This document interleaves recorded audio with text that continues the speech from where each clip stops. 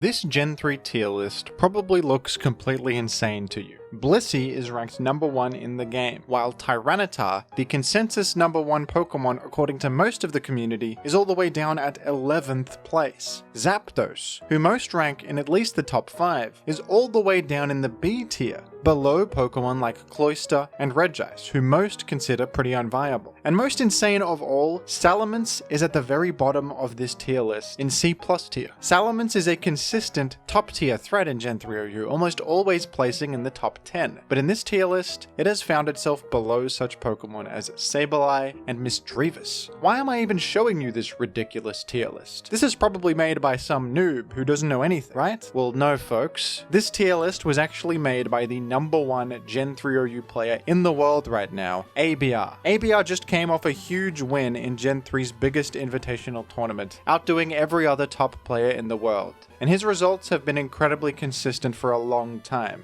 ABR is also one of the players in the conversation for best Pokemon player of all time overall, with incredible results in every single generation of the game for years and years, not just Gen 3. How is it possible that the number 1 player in the game has produced this tier list? Is he being sincere? Could he perhaps be trolling? Is this genuinely what he believes about the Gen 3 metagame? ABR recently made a post on Smogon explaining the thought process behind this absurd ranking, and I'm going to take a look at that right now to try and decipher what the hell is going on here. Subscribe to the channel so that we can cheer up Salamence, who is currently experiencing a significant hit to his self-esteem upon being ranked lower than Sableye. Thank you. Here it is, folks. The post where ABR explains himself and these insane takes. Let's take a look, but before we get into it, you gotta give some respect to ABR. It is often true that some of the best players in the game have unique opinions and view the game in a different way to everywhere else, and that's how they got to the level of success that they have. They don't follow the status quo, they think a little bit outside the box, and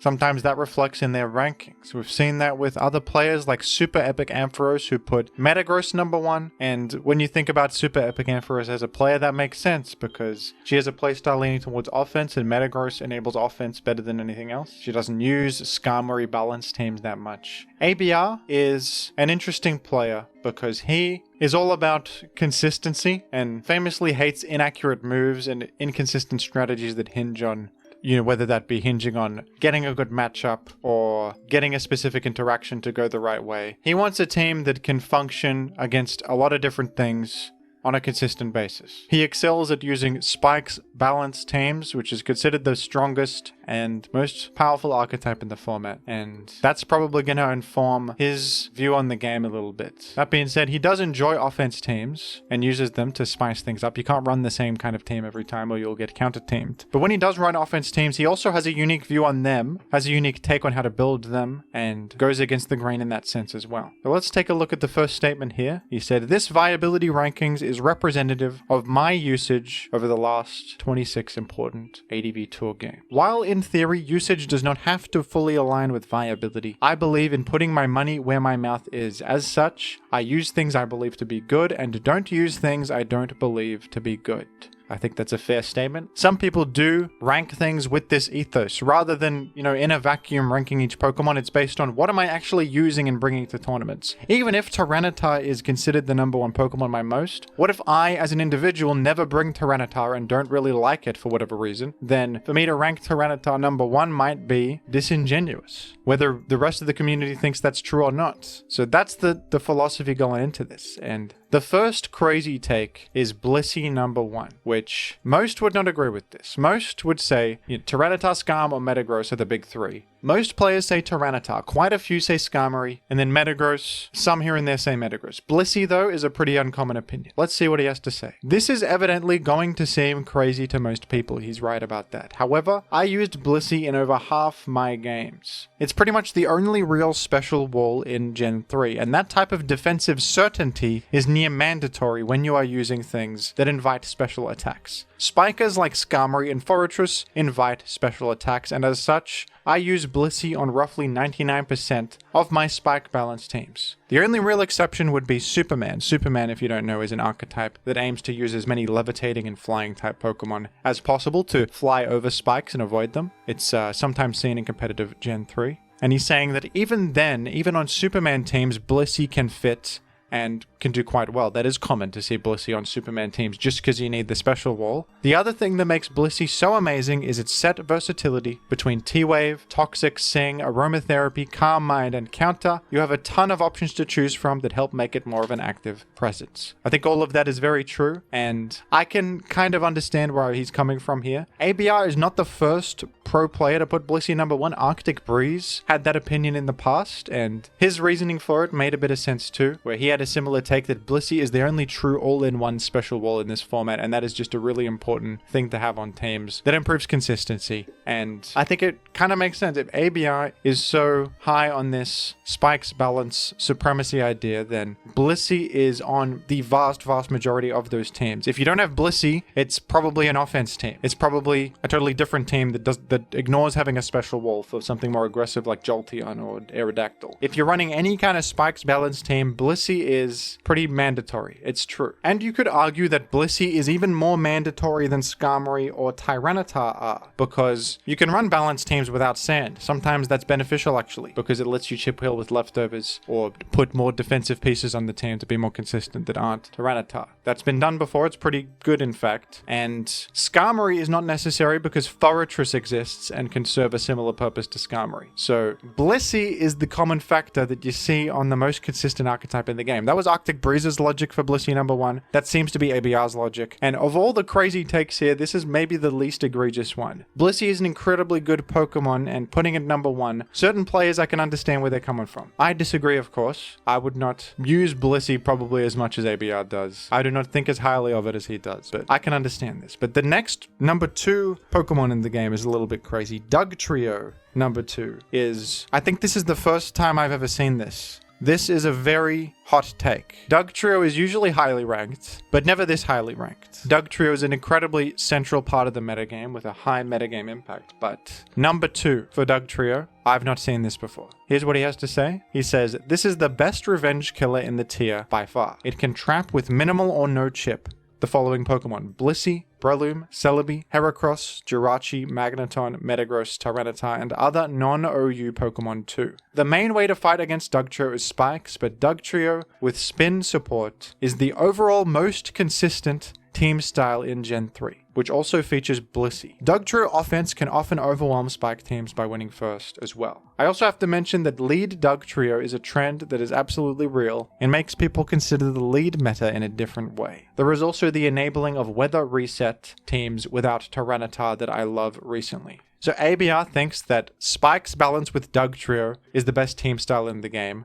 Dugtrio does kind of subtract a lot of nonsense from your matchup spread, because, you know, low tier stuff that gets beat by the occasional Blaziken or Raikou or Camerupt or whatever else. Dugtrio kind of punishes a lot of out there and novel strategies. Dugtrio offers a lot of consistency with a straightforward game plan of eliminating their, whether it be like a Starmie that's a spinner or an offensive threat. With a little bit of chip, you can take out a Starmie with Earthquake. You can take out Breloom and Heracross, which are powerful breakers that give balanced teams problems. So you have a plan against them. Often it requires you to sack something to bring them in, but you have some sort of way to eliminate this threat to your team. And, you know, Tyranitar is a good thing to eliminate because you can then weather clear and enable like Suicune and Snorlax and Blissey, of course, to be so much better without the sand chip. You can get rid of a Jirachi, that's either a defensive engine or a win condition for them. Whether it's Calm Mind, you're taking away probably the win condition the team's built around. If you're taking away the Wish defensive Jirachi, that's an engine providing everything with healing. That's going to destroy what they have going on. I don't think Dugtrio is broken though. I mean, every time you do a Dugtrio trap, it's a momentum loss, but there are teams that can be built to mitigate that momentum loss as much as possible.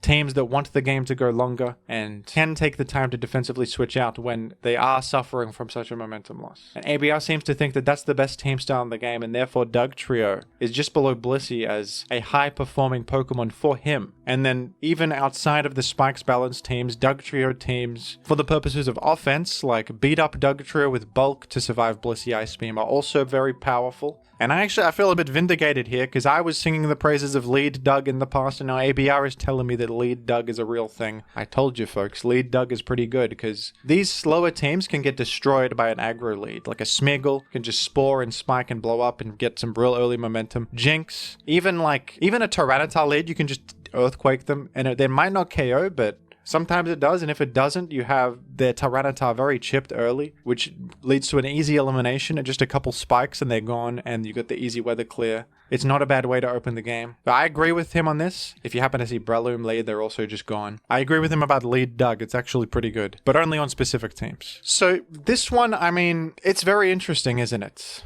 It's a matter of opinion. And he believes that Dugtrio just has a high win rate for him and is really powerful at doing all this stuff. But for the number 2 spot, you're competing with like Skarmory, who's this central powerhouse and spikes engine that destroys everything. Tyranitar, that creates sand on the field, the highest impact thing in the format, making sand, and you know, all of its set variety, all the things it enables, all the things it punishes. And what about Metagross? Metagross does more in a single slot than anything else, arguably, with such defensive value, offensive value, the ability to trade, the consistency offered. This is kind of a crazy opinion that I'm not on board with this one. I don't think I'm on board with it, but at the same time, you look at his games and he always gets a lot out of Dugtrio. Dugtrio is a hard Pokemon to use, actually. It's, you know, there's different ways to use it with like double switching in or sacking things for Dugtrio to get a safe entry point. You got to consider the momentum loss of the lock-in, so getting the most out of Dugtrio is difficult, so it sort of makes sense that the best player in the game thinks so highly of Dugtrio because he is that good at getting use out of it. He is that effective at using it, and the results reflect that as well. Skarmory is ranked in number 3. This is not a particularly hot take or anything, but ABR previously had Skarmory number 1, so in that sense,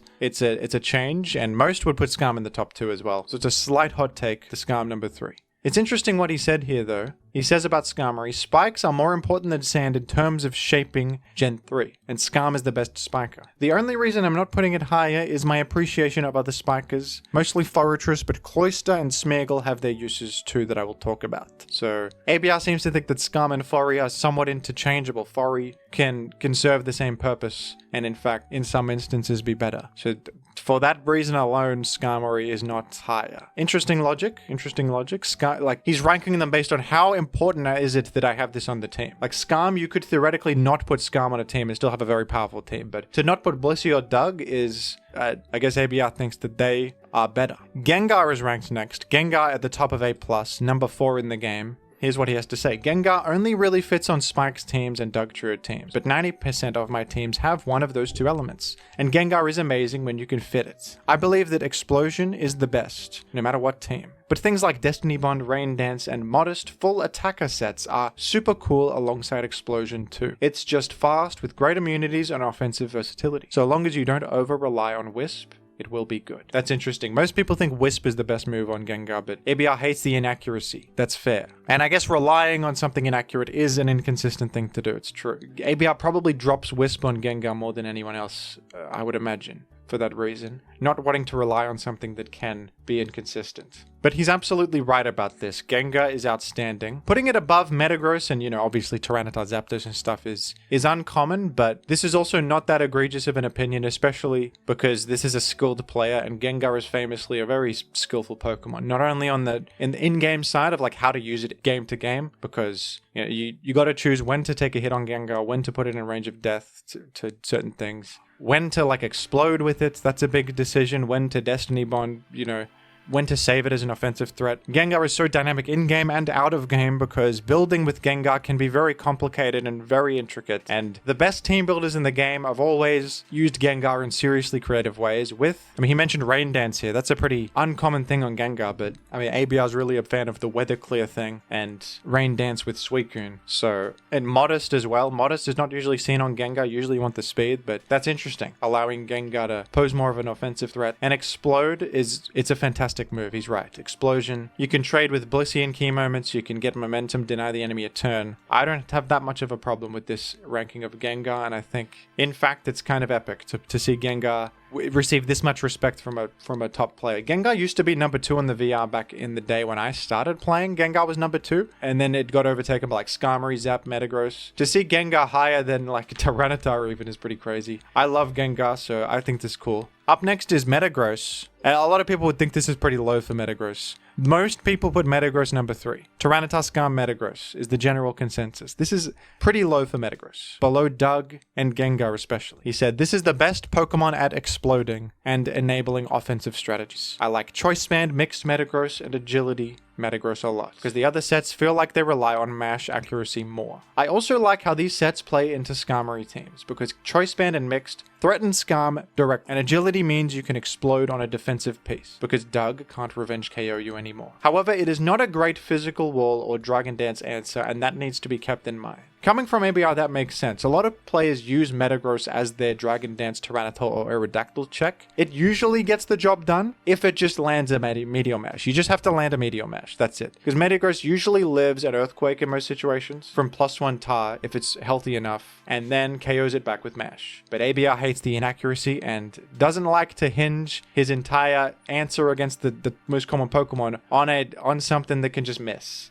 That makes a lot of sense right here. On the flip side, you have like Doug, which is usually very effective at handling DD Tar. You just chip them with something, bring in Doug and Earthquake. It's actually a very consistent plan against the DD Tar. But as an offensive enabler, he respects Metagross, of course, as you should, because it's really good. I think a lot of people who like Metagross do rely a lot on Mash. Whether that be using it to check Tar or getting the attack raise to break through things. Because of how strong the attack raise can be, it's kind of it's alluring. Mash is this alluring move that it can have such high reward and be so powerful, but it's true that it can miss. It can miss and then you're just boned. So that makes sense, actually, now that I've read his thoughts. I think there's a trend of Suicune rising up in the ranks lately, and ABR has a lot of respect for Suicune here, above many staples, above Tyranitar. We'll get to that. He says, I used to be a big Suicune hater, but Rain Dance changed this for me. The modest, non-rest Suicune sets are still amazingly threatening and defensively useful for faster paced team, but rest alongside Dugtrio with Weather Reset is extremely consistent. When you get the conditions right and they aren't that hard to get right, then it's often either unkillable or sweeping outright. The correct Suicune set beats pretty much any team. I think that is pretty true. Suicune weather clear teams are very good. You want to clear weather because Suicune hates sand chip. When Suicune can chip heal and rack up Calm Minds and rest up, it becomes very, very difficult to deal with. It can even start to outpace and snowball against enemies like Zapdos and Celebi to the point where it will start to 1v1 them. It can beat Blissey with Pressure Stall. Actually, the Suicune in an endgame has always been the scariest endgame Pokemon. In an endgame scenario, especially a Suicune last that can't be ruled out, it's the Pokemon you have to be worried about in the endgame the most. It is always vulnerable to the spikes and the sand and the pressure and being forced in and all that. That's how you beat Suicune, is just force it in, chip it down, apply pressure to it. Don't let it get set up. It needs time to set up. It needs multiple turns to click Calm Mind and heal up. And then rest is so passive. But once you set up for an endgame situation where all of the threats to Suicune are gone, and Suicune, you've even cleared weather so it can chip heal with leftovers, then Suicune is the scariest Pokemon of all time. And it's a great win condition to build around. Because you have to build around it so much, I don't know if I'd put it this high, but I do think it's a very consistent team style, these kinds of balanced teams with Suicune as because Suicune not only exists as the win condition, it can also provide support to the team in the mid game. You don't have to go all in on Suicune early. You can just use it to check a Charizard or something. Just you switch it in, use it as a defensive piece, and it can click Surf and rest up. Maybe you got a Roma Bliss to heal it back. And use it as a win condition later. If you're running Ice Beam, that checks Salamence and hits Flygon, hits Celebi. If you're running Roar, that's always useful to get rid of something behind a substitute or something boosting up. So Suicune has uses in the mid game. It's not as good as a Melodic for that purpose, but it doubles as, not only that good old powerful defensive water type, but also the win condition later. And that's really powerful in a single slot, I think. A lot of people seem to be putting Suicune really high recently, so this one's not that crazy. Let's scroll down to some of the more interesting ones. Forretress is pretty highly ranked here. He says, I have been enjoying Forretress more lately, but I still don't like the usual structures. I think that Forretress Tyranitar with no other spinner is mid, and does not set the right conditions versus opposing spike teams. Some ways I've been using Forretress that feel good are physical defense, fire tox. So HP fire Forretress with toxic to 1v1 Skarm at other Forretress alongside Umbreon. Spike, bug, zap cannon, explosion plus Claydol, and wow. Spike, ghost, spin, rest plus this is just a lot of word salad. This is the mind of a great player. It's just he thinks of things in these terms. What is he even saying? With a ghost tap to block rapid spin and a bunch of rest users and aromatherapy support. Right, it's that kind of team with Forretress and a Claydol and rest support and a spin blocker. It's interesting with Umbreon. He's saying he's like an Umbreon. This is what I'm saying. Where top players have very unique minds. Like, you think of Forretress, the standard Forretress team is, Forretress with, like, Spikes, Bug, Explosion, Spin. And pursue Tyranitar to get rid of Gengar, and then Forretress 1v1s the Skarmory, makes Spikes, and, that's it. But here's ABR saying that sucks, actually. You want to run Forretress with HP Fire, Toxic. What the hell's going on with that? This sounds really interesting. Because with Physical Def, you're taking less from Drill Peck, and you're hitting them with HP Fire. HP Fire also hits enemy Forretress, and then you can run more utility options on the Forretress if you have Claydol, because you don't have to run Spin. So maybe you can hit them with a Surprise Explosion if they expect Spin as your last move. Players like ABR are good at doing that, like suggesting I have something last, because you of course, your Forretress, you need Spin, but then you don't have it, and you hit him with the Surprise. Like using common knowledge to get one up on your opponent is something that players like McMagan do that. That's what I love about hidden info in Pokemon, when there's like a standard set, and you betray the standard, you betray the status quo, and you hit him with a surprise that actually baits them into a false sense of security and gets them. I love that. It's an interesting little take on Forretress there. I guess that, I don't know if I agree, but I think it's interesting. Snorlax at the top of A-, above Tyranitar. This is the final Pokemon above Tyranitar. This is very, very interesting. A lot of players in the modern day have stated that they think Snorlax is actually a bad and inconsistent Pokemon. Most famously, BKC. A while ago, he made a video that really changed the course of public opinion on Snorlax, called like Snorlax is bad, actually, or something like that. Saying that Snorlax requires too much support, it's bad against Sand and Spikes, it gets chipped down, worn down, not a reliable special wall, not a reliable Pokemon, not self-sufficient like, Blissey or Skarm or Tyranitar or Zapdos or whatever. But here's ABR putting it above Tyranitar, putting it pretty high in the A- tier. What does he have to say? I haven't read this yet.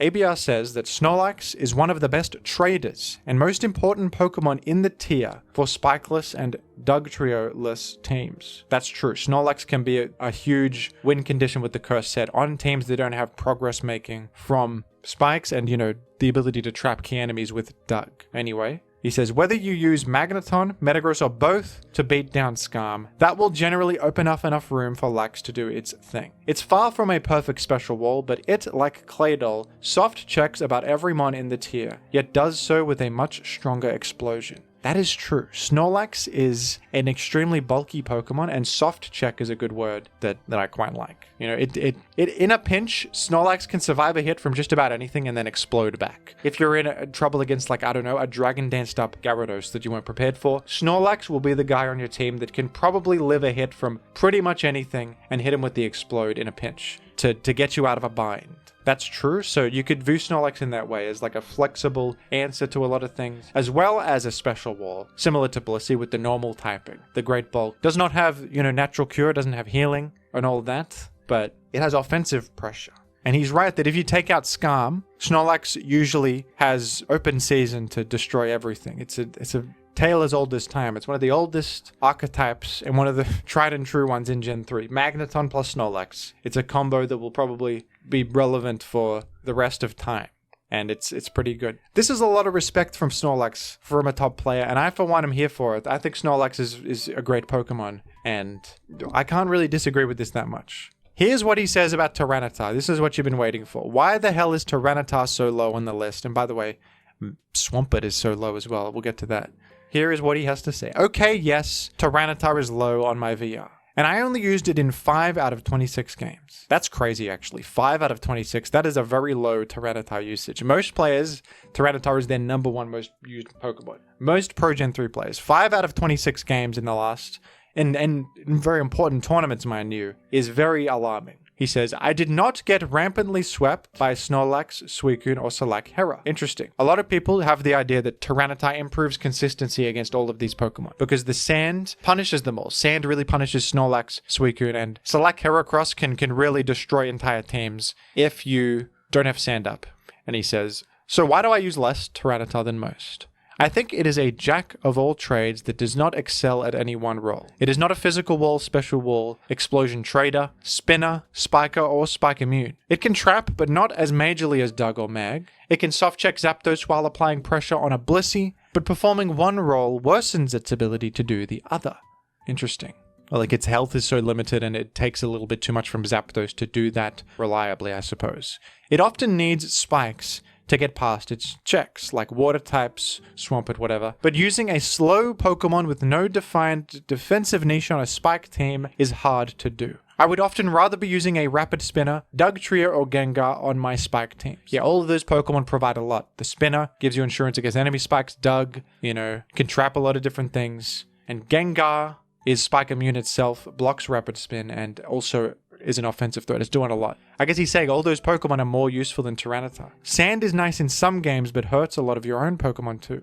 I also feel like none of Tyranitar's sets are that amazing, but my favorite right now is probably Choice Band or Pursuit. It is a high ceiling Pokemon, but I prefer more defined roles from the Pokemon I use. Okay, I mean, he is putting his money where his mouth is here because he hasn't used Tyranitar that often. He seems to think that Sand is also detrimental to his own pop teams that he thinks are good and he excels with, which are the teams built around Blissey and Suicune and Pokemon like that actually suffer from Sand being up, so it makes sense he wants to run sandless teams more often. And he also seems to think that he can handle the bad matchups opened up by not bringing Tyranitar well enough. This is kind of like he's saying, if you rely on Tyranitar, it's a skill issue. I can beat Suicune like Hera teams. I can simply be better. I don't need Sand to punish all the things that threaten me. And Tyranitar, in fact, is dead weight. I would rather be running Dugtrio. I get the insane double switch on your Heracross and it defeat you. A Rapid Spinner provides more value. It's for someone who likes sandless teams so much and doesn't bring Tyranitar. I guess this lines up with what he actually does. This is a ranking that it might be a bit low. Like, I think that he's making a statement with this. He's saying like Tyranitar A- below all these Pokemon. Like, is it truly better than Forretress or like even Starmie? Starmie's pretty high here. Like, putting Tyranitar below a lot of these Pokemon is kind of crazy, but I guess for his preferences, his team preferences, his results as well. Like, he's the most successful player in the game right now, and he's using a pretty low amount of Tyranitar in the tier where Tyranitar is supposed to be number one. He's using more Blissey than Tyranitar, more Dugtrio. So, if you think, I guess he's not trolling, because this is what he's using and winning with, and this is, it adds up, I guess. It adds up. Interesting that he has such respect for Choice Band Tyranitar. I guess if he's going to use Tar, he wants Sand and immediate pressure with Tyranitar, so that makes some sense. And CB can lure in and like punch checks like Flygon, Swampert, and Waters very well. So that makes sense. And Pursuit, I agree with him that Pursuit is probably the most consistent Tyranitar set at actually doing what it wants to do. And it not only can pursue Gengar, but it's useful in a lot of matchups. It can like apply pressure to the Spinners, Starmie and Claydol, and it can have like raw support on it. It can hit Forretress and Skarm and stuff. I really like Pursuit Tar. I think it's really good. Swampert is so low on this list. Let's understand why. Swampert, ABR says, I think Swampert is good and important, but my recent high Suicune usage has led to less Swampert. It's probably the best solo physical wall in the tier, but that's usually best on teams with spikes. If you're using Swampert spikes, you may end up weak to opposing spikes and thus want Rapid Spin. But if you're Rapid Spinning, then you feel like you should use Suicune or Melodic with your Claydol to be better versus mixed attackers. So this leaves Swampert less room. Swampert is still valid on spinless defensive teams, usually with Wish Blissey, or on offensive teams. But also on offensive teams, I prefer things like Metagross, Regirock, Starmie, Claydol, and offensive Suicune in place of where Swampert would usually go. And those other Pokemon also don't need to pump to threaten Skarm. Timelessly important, but not its time to shine right now. Yeah, on those structures that ABR is talking about and seems to think so highly of, it's pretty common to drop Swampert because you use the combination of Melodic and Claydol, or Suicune and Claydol, plus Dugtrio to basically do Swampert's job. Because, Claydol it's got Levitate, it's got the Stab Earthquake, it's got Rock Resistance, so it can kind of handle Tyranitar in a pinch. It is threatened by HP Bug, and then you've got Melodic, who's good versus any non-Dragon Dance Tyranitar set, and really good against Salamence, which Swampert wants to do. And Melodic is good against mixed attackers, which is a good point. If you're relying on Swampert, you can be really vulnerable to a mixed attacker like Salamence or Charizard. They can really destroy you, because you got, Skarm, Bliss, Swampert. A single mixed attacker is going to give you a lot of problems, but Melodic or Suicune are a bit more consistent against them. I think in a vacuum, Swampert is probably a better Pokemon than this ranking suggests, because it does so much in a single team slot. It handles like every relevant physical Pokemon in the format, and it's very consistent at doing so. But I guess this is just a subjective usage-based ranking, like because ABR is preferring those kinds of teams that he's using a lot more that drop Swampert. He's putting Swampert low here because he's not using it as much. That's pretty much it. He's giving Swampert a lot of respect here in this write-up. He's saying it's the best standalone physical wall in the tier. That's true. So, despite ranking it low, I think he's explained his ranking pretty well. Let's scroll down to Zapdos. I want to know about the Zapdos because Zapdos it's considered top tier by the majority of Gen 3 players, including top players. And to put Zapdos below, like, this is crazy. Raikou, Regice, Cloyster, I guess I'll return to these in a sec, is really interesting. Let's see what he has to say about Zapdos. He says, honestly, not a big fan. On spikeless teams, it needs Dugtrio for progress. Yeah, like the Zapdos, Dugtrio special offense teams he's talking about that try to lure in Blissey and trap Blissey with Dugtrio so that Zapdos can apply more pressure. But he says, I often prefer Pokemon like Jinx and Explosion users to guarantee my progress more. On spike teams, it can make progress, but I prefer Blissey as a special wall. Well, Zapdos isn't always used as a special wall, it's just used as an offensive threat. Of course, Blissey is a better special wall than Zapdos. You can use Rest Zapdos, but usually that's not a substitute for Blissey. You usually use that with Blissey, or at least Jirachi or something. Definitely you don't lean on Zapdos as the main special wall. Anyway, he says, it also gives Claydol opportunity to spin. That's true, like you invite in Claydol and give them a spin turn, because they come in on the Thunderbolt and they can click spin. That's actually quite true. Unless you're using a Ghost type, right, because you can spin block. But Zap Ghost is already a lot of slots, and it really only fits on Superman. If I use it, it's with special defensive Vs alongside a Flygon, so ABR doesn't commonly use Zapdos where a lot of players do, as either as a offensive threat on spikes, which I don't think he talked that much about Zapdos as an offensive threat on spikes team. I think that's where it excels the most. Like that's where Zapdos is the most powerful because it's spike immune. It also soft checks a lot of things and it has T-Wave, which is fantastic, or it has Toxic, and it just hits really hard. It invites in Blissey a lot and applies pressure, and I think that's where Zap is at its best on like a good old Big 5 Zapdos or something. It also serves to kind of help out versus the mixed threats. It can pivot on an HB grass and threaten them. So he said here that I prefer Blissey as a special wall. I feel like that's just, of course you do. Of course Blissey's better as a special wall. I would be interested to hear what ABR thinks about Zapdos as an offensive threat on spikes teams. I guess he prefers less aggressive spikes teams with more defensive pieces for consistency. So he doesn't want Zapdos. He wants a slot that can like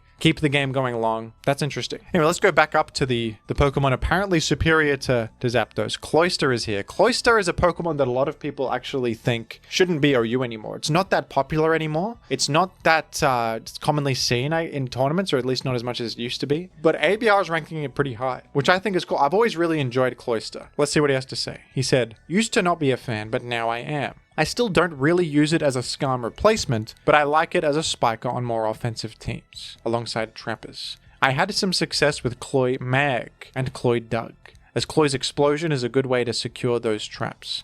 I still like going Timid with it. Timid is interesting because Cloyster usually hits the 244 speed benchmark, which is just faster than Tyranitar, and dumps the rest into bulk to live certain hits, especially Starmie Thunderbolt is a big one you want to live. But ABR, using Cloy in a unique way here with more speed, I guess for faster explosions against more things. That could be relevant versus like faster Suicunes, and maybe, I don't know how fast he goes on Cloyster, but that could come up against like Celebi. Maybe, depending on what kind of Celebi you're up against. Yeah, it's a fundamentally good concept to have Spike, Spin, and Explosion on a Pokemon with high defense. It also has access to Stab Ice Beam, which comes in handy against like the Salamences and incoming Celebi and whatever. Just does a lot of damage too. I have personally not had much success with Cloyster when I've tried it recently, but maybe I'm using Cloyster in an outdated way. It sounds like ABR is kind of innovating Cloyster, not only running it faster, but running it with like as like a trap enabler, like he probably explodes against Skarmory and brings in Magneton or something. Like you spike, Skarm comes in, explode, Mag, and that's like his plan. Or, same deal against Snorlax or Blissey, where you can explode against Snorlax and then Dug follow up. Explode against a lot of things and Dug follow up. That actually sounds quite interesting, and speed to make that more consistent. Okay, I should check out some ABR tournament games with Cloyster and see how he's using it. Maybe he's expanding the Cloysterverse. This is an insanely high ranking for Regice. This is a lot of respect for Regice, and I think Regice has been rising in a lot of people's minds. I think in the last Kalos Invitational it was very popular. It was used by a lot of players in that tournament. And it's actually like a pretty self-sufficient Pokemon. It can be a special, and the fact that it has Explosion is really good. It has like Stab Ice Beam is always really strong. Threatens like Swampert and Celebi and a lot of stuff. It's got Bolt Beam. Let's see what ABR says. Very solid. Without Dugtrio, I like investing in a ton of attack for explosion ranges on Blissey and the like. Interesting, attack investment on Regice. And with Dugtrio, even weak explosions are good positioning tools. Yeah, the explosion Regice into Dugtrio is a classic combo. You lure in Blissey and take him out for... Regice is a good special wall on special offense teams for this reason. It's a good... it can defensively come in on like enemy Zapdos or Gengar or whatever. Lure in their Blissey, explode, and get the Dug Trap that you need, and then your special threats are really strong. He says, it's incredible versus Zap Dug teams. Right, yeah, so the Zap Dug teams they lead with Zap, and they usually baton past turn 1 as you go to Blissey, and then they pivot to Dugtrio and beat up, eliminate your Blissey like that. And their Dugtrio lives Ice Beam with EVs, but Regice, you can't actually do that. You go to Regice turn 1, they baton pass. Dugtrio doesn't KO it with Earthquake, doesn't do much with beat up either, does like nothing. And you KO them back with Ice Beam because you have Stab Ice Beam. It's more powerful than Blissey's Ice Beam. So yeah, it's way better against the Zap Dug teams. That's a common like noob trap, is the Zap Dug catch the Blissey coming in, but Regice sidesteps that. So does Snorlax, but Regice can do it too.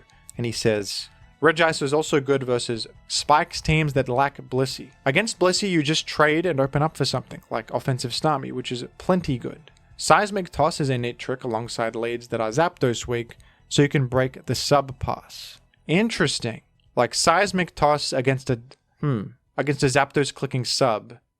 On the way in, I mean. Like, you switch in Regice, they click sub, and then you're threatening Ice Beam, so they go to maybe Metagross. Metagross could come in and resist Ice Beam, and you're in a bad spot because it doesn't break the sub. Now you're facing down a protected Metagross with, it's going to Meteor Mash you and KO you, or maybe destroy whatever switch in too. But Seismic Toss will break the sub against anything coming in, whether that's Metagross or whatever else. So ABR's a genius, but that's actually very, very cool. I never would have thought to put Seismic Toss on Regice, but ABR has done it. This is also a very high ranking for Raikou. People don't really like Raikou in modern day. It used to be OU, but it fell down to UUBL. It's got a lot of problems. It's weak to Dugtrio. It gets outrun by Dugtrio and KO'd in one hit. Not good, especially if you click Thunderbolt as they come in. You just lost a whole guy. It also sucks against Blissey. So you not only need to get rid of Blissey to use Raikou, you gotta get rid of Dugtrio, and that's a lot to ask. Raikou also has good big problems against like Snorlax. It can't quite one-hit Tar and it gets Earthquaked. So Raikou has a huge uphill battle in the modern metagame. It feels like it can't,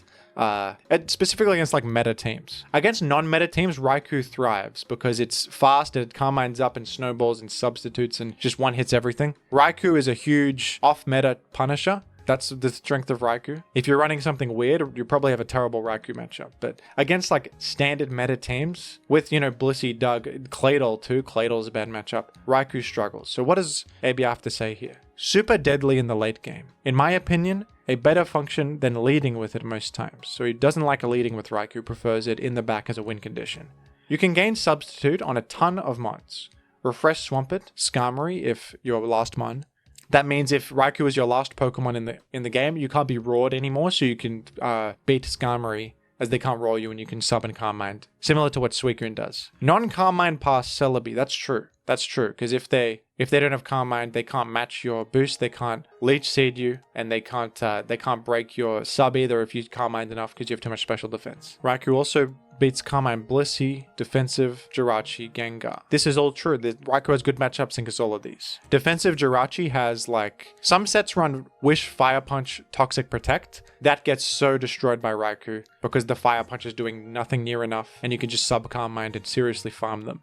If they have Slam, they might at least be able to break sub, but maybe you can EV for that. Gengar as well. You can sub against Will-O-Wisp. T-Bolt, Ice Punch aren't going to do much to you. And Carmine, of course, punishes Gengar. If you invite them to explode, to break your sub, that's good for you because they lost their whole life. So ABR says, I've been using it more on spike spin teams rather than offenses because early Bliss chip... What does he say? Early Bliss chips, Dug, or baits beat up. What is this guy talking about? Wait a sec. I need to follow the mind of Oppenheimer here. What is he talking about? Okay, he's saying that in the early game, Bliss will force in Dugtrio, which chips it with spikes if you have spikes up, or it will bait Dugtrio to eliminate you with beat up, and then it's locked into beat up. You can then go to your own Dugtrio, who takes nothing from beat up, counter trap them, or you're just faster than them and counter trap them with Earthquake. So you beat their Dug with your own Dug. Then with Dugtrio eliminated, Raikou steamrolls from there. So this would be so he's saying Raikou is actually very good against special offense for this reason, because if they do eliminate your Blissey, which is their whole game plan, you have this sequence that punishes their Dug and then creates a really strong endgame for Raikou, because they're probably not running Blissey, they're an offensive team, and Raikou tends to be way faster and has the privilege of setting up on a lot of common special attackers like Zapdos, Gengar, etc. That's what he's saying here. This is kind of an advanced statement, but he's right. He's right about it. I don't really run like Raikou Dug Spikes balance, but it has that advantage on such a team. And he says you can also EV to live a single EQ from Metagross, Salamence, Claydol, etc. That's pretty advanced stuff. Running EVs on this to live Earthquake to check those things in a pinch. Kind of similar to how people EV Gengar to live specific hits and as a backup check. So ABR has evidently gotten a lot out of Raikou that I didn't think possible. I'm going to take a look at some Raikou replays if he has some. All right. I think Raikou's pretty good, and it seems like he's modernizing and optimizing Raikou to like live things that it would otherwise die to. The Claydol one is good because living one Claydol Earthquake will come up all the time, and you can get 2 hits on the Claydol. Sometimes that could actually, you could use Raikou to bait Claydol because then you eliminate their Claydol and you can spam spikes. They have no spinner anymore. You can use Raikou to this is really interesting. You can bait Metagross too with that. Yeah, he's onto something. He's onto something with this. So ABR here, I don't know if I'm going to go into all of these, but he has a lot of respect for Regirock, and he uses Regirock a lot. In the Gymvitational, he used it a few times, and he had pretty good success with it too. I'll read what he has to say. My guy, he said, a Regirock fan ABR is. I used it quite a bit in ADV Revival 1, and for this batch, a couple more times in Gymvitational. I honestly like Hidden Power Rock instead of Rock Slide for reliability. Yeah, some slower attackers prefer Hidden Power Rock, even though it's not as strong as Rock Slide, because they don't really get much of the flinch chance anyway, because they're too slow to flinch, and they prefer accuracy. So besides that and Explosion, there's a lot of flexibility with Regirock. Usually Superpower is good versus Snorlax and Tyranitar, but Thunderwave, Counter, etc. are great picks as well. It amazingly checks every Dragon Dancer, Charizard, Snorlax, Mixed Salamence, and does all this while threatening Explosion on the offensive end. This type of roll compression is massive for teams that need help versus such threats like Magneton teams. It's kind of like a Tyranitar with better defense and explosion. It just doesn't set sand. Regirock, Snorlax, Magneton. He's saying a lot of Pokemon combinations here that work well with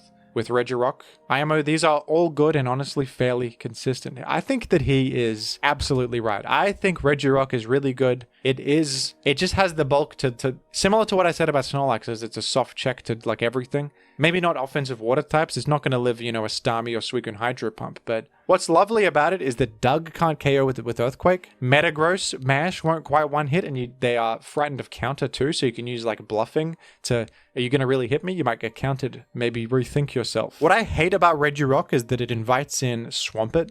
Like, Swampert destroys Regirock because you're taking nothing from Rock Slide, Earthquake, Superpower. You're immune to Thunder Wave. You don't care about counter because you got water moves. So Regirock is terrible against Swampert. But I think ABR said something about toxic Regirock and luring Swampert that way. But then what if they're monopert? I guess accept the bad matchup. Or you can also lure them in and explode Swampert. Maybe that's a good way to actually lure in Swampert. Because Swampert is invited in so often, you can click explode as they come in, and that can enable like a Dragon Dance Salamence win or something. Or a Dragon Dance Tyranitar win. Yeah, ABR famously won the tournament with Slaking. So he's got Slaking pretty high here. What does he have to say? Strong Dad Energy, the hit and run king. For a spike team, I really liked the Forretress Umbreon combo to help versus Skarm, and Gengar without necessitating Magneton. I've got to try this, folks. Slaking, Forretress, Umbreon. Because Forretress matches up well versus Skarm, Umbreon gets Gengar, and that makes Slaking really powerful, and it has spike support. For my own Magneton team, I liked the Snorlax Celebi combo to bait Gengar and have backup help versus special attackers. If you get it in the right position, it is truly unbeatable. Super good at patching up physical weaknesses as well due to its crazy defense. I think a lot of people have more respect for Slaking recently, and it's genuinely a good Pokemon. And ABR literally won the biggest tournament of the year with it, so this it's about right for Slaking. B tier. It's pretty cool. Slaking. I think that's right. Yeah. Umbreon is crazy because for years I've said like no one ever wins with Umbreon. No one ever does anything with Umbreon, but it seems so good. Like it's a pursuit trapper with good defenses and wish support, and like it has so much going for it. It's got Synchronize, which is good versus like Whispgar. But ABR is actually using Umbreon. Finally, someone's using it to success. I'm glad to see it. He says, this is the best Pokemon at trapping Gengar. Synchronize versus Wisp pretty much kills it on the spot. Wish Protect is good, and honestly, Umbreon walls stuff like Zapdos and Mixed Mints pretty well too. Charm is a cute option over Toxic if you want to use it as a Snorlax check. I would use it with a Spinner and one of Spikes or Magneton. Charm to check Snorlax is interesting if you don't have a good Snorlax matchup, which might actually be true if you're running Sandless. River made a pretty good Umbreon team a while ago with Choice Band Tar. So you have Sand to pressure Lax and also some sort of Wish recipient that is bulky. I think River said that she wasn't that big on that team anymore though. But it was an interesting idea to use Umbreon. But ABR here is saying you could use Charm for the Snorlax matchup, which is just an attack lowering move, so they can't break through. I guess you're not too worried about Slam Paralysis either because you got Synchronized, so they would get paralyzed as well, which is like a neutral situation. That sounds pretty good. And with Weather Clear, it's interesting. I mean, ABR is trying to use alternatives to Tyranitar, and an alternative to Pursuit Tyranitar is Umbreon. So, interesting. And he says Ninjask should be banned, the based. Now let's go. So there's all these Pokemon. Misdreavus, Misdreavus is pretty good on the one team that you use it on. Donphan, ABR is the guy who used Sableye. You remember my Sableye video? ABR was that guy who used Sableye and won with it against M Dragon, I think. I think he also brought it to, did he bring to Gym Invitational at least once? I think so. But this is a sight to behold. Sableye above Salamence. If you don't know, folks, Sableye has Recover, Knockoff, Dark Ghost typing, Immune to Psychic. So it's a spin blocker that can switch in on Claydol Psychic and spread item removal, but it suffers from its poor frailty. It's okay. Salamence at the bottom is the craziest opinion on here. Salamence is just it's an incredible Pokemon. It's got the great offensive stats, the defensive value, the Intimidate, the Insurance Against Fighters, the set variety, Dragon Dance, Mixed, Wish, Hydro Pump, random options like Refresh, Substitute Dragon Dance, Brick Break Dragon Dance. Salamence is like the scariest offensive sweeper in the format with the mag support. It is an incredibly self-sufficient mixed attacker. I gotta see what the hell ABR is talking about putting this so low. I think many of the other rankings here, you could understand from ABR's point of view that he's putting his money where his mouth is. He's used Blissey and Doug more than Tar, so they're higher on the rankings. He's not gonna just go with the status quo if it goes against what he actually thinks, right? If he's not using Tar that much, he's not gonna rank it that high. So what the hell does he have to say about Salamence, who some people put it as high as like number 3, top 5 or top 10 is common. This low is insane. ABR says, honestly, not my cup of tea, but let me explain. Dragon Dance has many of the same issues as Dragon Dance Gyarados, but it is kind of made worse by the ×4 ice weakness. That is one of the reasons that Gyarados is used over Salamence, folks, is because it is not as vulnerable to enemies like Suicune and Swampert running Ice Beam. Gyarados is neutral to ice, which is a big deal. Electric coverage is less common on physical walls, so Gyarados is less threatened by the things Salamence is threatened by.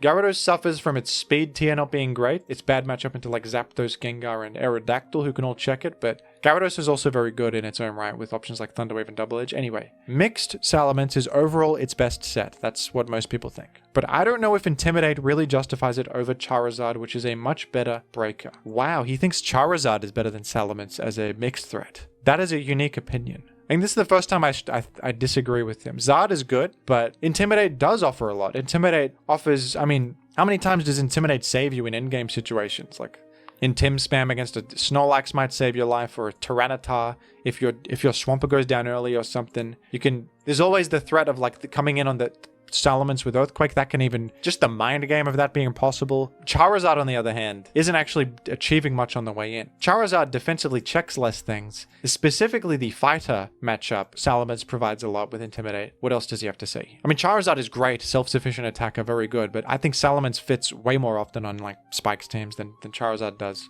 He said, it's a fast bird, but really mid at checking Calm Minders compared to Doug, Aero, Charizard, etc. Checking Calm Minders.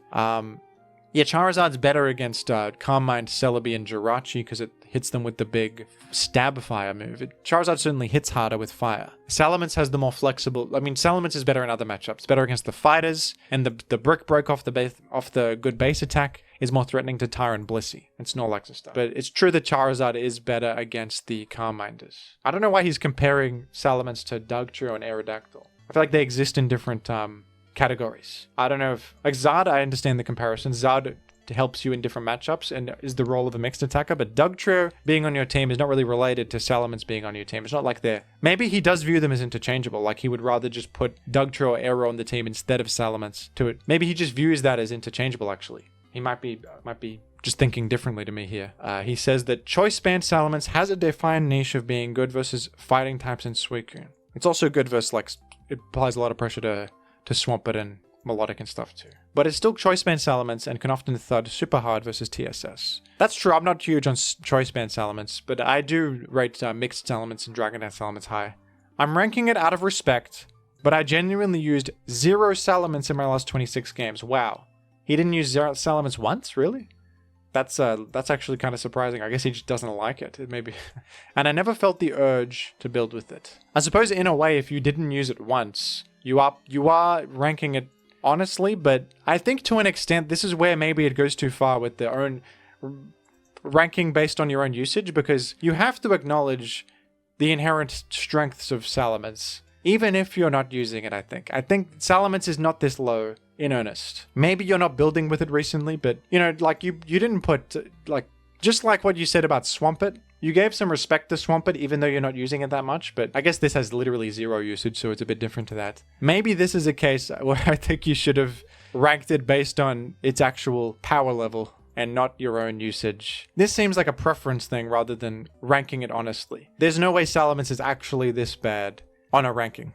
Like, Salamence is not a worse Pokemon than Kingdra, Misdreavus. It simply isn't. But I suppose it is consistent with the ethos of this ranking, being based on his own usage. He did not use Salamence once, and all of these other Pokemon I guess he did use.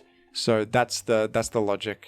And in that sense, I can understand the placement. But I would say of all the crazy placements, this is the craziest. This is the craziest. Anyway, folks, I suppose that does it for this look into ABR's new viability rankings, and I will also be doing a video covering the updated VR for November. There's been quite a few shifts. It's interesting to talk about. My final thoughts are, I think that ABR has done something good here by getting everyone to talk about the meta. Maybe he is being a little bit sensational with some of these picks. Like, they are based on results and his own usage, and they come from a genuine place. But I think he might also just be trying to get us to talk about the meta and think of things in a different light. And for a player this good, the player that most consider the best in the world right now, I think that it's a cool thing to do, to get us thinking and discussing about the metagame, and maybe things aren't as set in stone as we all thought. And I wonder if this is if people are just gonna start adopting these opinions. If people, Doug number 2 is gonna be the new consensus. Maybe ABR is gonna... Back in the day, ABR was one of the first people to suggest that Skarm was number 1 and not Tyranitar, which back then was controversial. These days, not so controversial. So maybe these look crazy now, but will they be proven to be true and accurate as the metagame develops more and more over time? I personally hope we don't live in a world where Blissey is number 1. I get where you're coming from, but I think Tyranitar number 1 is like an ethos at this point. It's a belief that Gen 3 is an epic metagame. I like the idea that Tyranitar is the center that everything forms around. It is the pillar of this format. I do genuinely think it's the strongest Pokemon. But what do you think, folks?